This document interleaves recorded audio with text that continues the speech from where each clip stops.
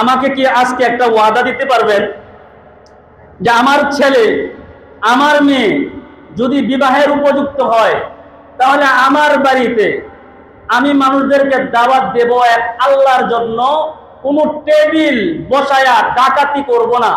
এরকম মানুষ যদি এখানে থাকেন তাহলে আল্লাহরে দেখান যে আল্লাহ, আমার ছেলে মেয়ে যদি বিবাহের উপযুক্ত হয়, যদি বিবাহ দেই, তাহলে আমি আমার বাড়ির সামনে মানুষকে দাওয়াত করে টেবিল নামক ডাকাতি করব না। পারবেন তো ইনশাআল্লাহ? হাত নামান। এই একটা সেক্সি প্রাইস কইরেন, এই একটা জিনিস মাইনাস করেন, তাহলে বুঝন যাইব আলহামদুলিল্লাহ আপনার ঈমানের ভিতরে নূর আছে, নূর আছে। সুবহানাল্লাহ বলেন। এটা ঈমানের নূরের সাথে সম্পর্ক। যার ঈমানের আলো থাকে তখন এই ঈমানের নূর দিয়া, আলো দিয়া সে বেদাত কোনটা, শিরিক কোনটা, নাজায়েজ কোনটা, খারাপ কোনটা, এটা আল্লাহ তাআলা তাকে ঈমানের আলো দিয়া দেখায়া দেয়। তখন সে তার পাওয়ার বেড়ে যায়। তখন বলে না না, অন্যজনে টেবিল বসাইছে বিদায় কি আমি আমার মেয়ের বিবাহেতে টেবিল বসাবো? আমি তো তাদের জন্য দোয়া করার জন্য মুরব্বীদেরকে ডাইকে আনবো যে আপনারা খাওয়া দাওয়া করে আমার সন্তানদের জন্য দোয়া করবেন। ঠিক না বেটি? ডেকসেট বাজানো, এটা হচ্ছে শয়তানের বড় একটা হাতিয়ার। এই ডেকসেট বাজানো তাও কি 3-4 দিন 5 দিন আগে থেকে বাজানো শুরু করে। এলাকার অবস্থা যে কি অবস্থা হয়, একজন মানুষ ঘুমাইতে পারে না ঠিকঠাক মতে। এখন বাজাইতে থাকে, বলারও কেউ নাই। মুরব্বীরাও বলে থাক, এটা ফুলাফান শুরু করছে, এগুলো একটু সুযোগ সুবিধা দিয়ে কি করণ যাইব। কিন্তু মুরব্বীরাও সাহস করে যুবকদের সাথে গিয়া কথা বলতে পারে না।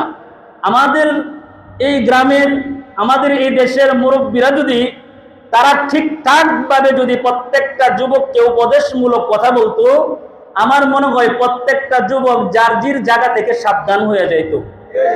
ঠিক না? এজন্য আমাদের মুরব্বীদের ওনারাও একটা ব্যবস্থা নিবে যে আপনারা কোনো জায়গায় যদি গান বাজনা হয় বিবাহ শাদীর ভিতরে, এই সমস্ত জায়গার ভিতরে গিয়ে আপনারা অবশ্যই বাধা প্রদান করবেন। এটা আপনি আমার উপরে কিন্তু আল্লাহর নির্দেশ, রসুলের নির্দেশ। যেখানেই খারাপ কাজ হবে সেখানে প্রতিহিত করতে হবে। ঠিক না? এজন্য এগুলো পারবেন তো ইনশাআল্লাহ? এই সমস্ত দাওয়াত নেওয়া যাবে না। আল্লাহ তাআলা এই সমস্ত দাওয়াত থেকে আমাদেরকে হেফাজত করুক, বলেন আমিন। ওয়াইদা দাআকা ফাআজিবহু, যদি আপনাকে কোনো মুসলমান ভাই তার বাড়িতে ইনভাইট করে যে ভাই আমি আপনাকে আল্লাহর জন্য দাওয়াত দিলাম, আপনি আমার বাড়িতে আসেন। আপনি তার বাড়িতে যাইতেছেন এবং ঘরে ঢুকছেন, যদি আল্লাহর জন্যই যদি দাওয়াতটা হয়, তাহলে এই দাওয়াতি মানুষটা আপনার ঘরের ভিতরে আল্লাহর রহমত আর বরকত নিয়ে ঢুকলো। পরিপূর্ণ বরকত নিয়ে ঢুকে। একজন মানুষ যখন পৃথিবীতে আসলে তার রিজিক কিন্তু সে নিয়ে আসে। এজন্য দেখবেন যে মানুষ তার সন্তান পৃথিবীতে আসার আগেই হাতে আল্লাহ তাআলা টাকা, অনেকগুলো টাকা দেয়, যাতে এই বাচ্চাটা আসতে তার জন্য কষ্ট না হয়, তার রিজিকে যাতে সমস্যা না হয়। এজন্য বাবার ইনকামের ভিতরে, বাবার কাজের মাধ্যমে আল্লাহ তাআলা বরকত দিয়া দেয়।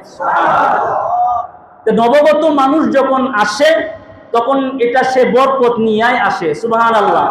আপনি বরংস মনে করতেছেন আপনার বাড়িতে, মনে করেন যে দাওয়াতে লোক আসছেন 5 জন, আপনার ঘরে খাবার খুব কম, অল্প, 5 জন লোক আসছে দাওয়াতি মেহমান। আপনি বললেন হায় হায় আমার ঘরে তো কিছু নাই, দাওয়াত নেওয়ার মানুষ আর কি মেহমান সময় পাইলো না আমার বাড়িতে আসার। যে সময় আমার বাড়িতে কোনো খাবার টাবার নাই, এই সময় আমার বাড়িতে মেহমান আসছে। এই যে আপনার মন ক্ষুণ্ণ করলেন, আপনি কষ্ট পাইলেন, আল্লাহও কষ্ট পাইছেন। কারণ মেহমান পাঠায় আল্লাহ সুবহানাহু ওয়া তাআলা নিজে।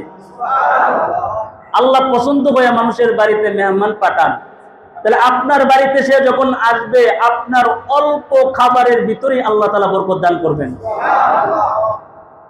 আপনি প্রতিনিয়ত আপনি দেখবেন একজন মেহমান নিয়ে খাওয়া দাওয়া করেন, যদি সম্ভব হয় দেখবেন অবশ্যই বরকত আসবে। কথা আমার না, কথা কার? আল্লাহর এবং আল্লাহর রসুলের। অবশ্যই বরকত আছে। এটা যদি কেউ অবিশ্বাস করে তাহলে তার ঈমান থাকবে না। কথা বলে ঠিক না? অবশ্যই বরকত আছে। এজন্য মানুষ আপনার বাড়িতে আসবে, আপনি এক গ্লাস পানি তাকে দেন না, তাকে খাওয়ায় দেন, এক গ্লাস পানি দেন। সবাই তো খাবারের জন্য এসে বসে থাকে না। সবাই কি খাবারের জন্য এসে বসে থাকে?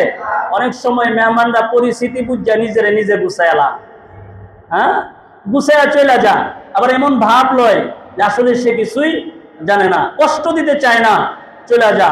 তবে হ্যাঁ বাবা, আপনি যদি আল্লাহর জন্যই যদি আপনার বাইকে দাওয়াত দেন, তাকে যদি ইনভাইট করেন, অবশ্যই রাসূল বলছেন তোমার ঘরে মেহমান ঢুকছে তো বরকত নিয়েই ঢুকছে, বরকত নিয়েই ঢুকছে।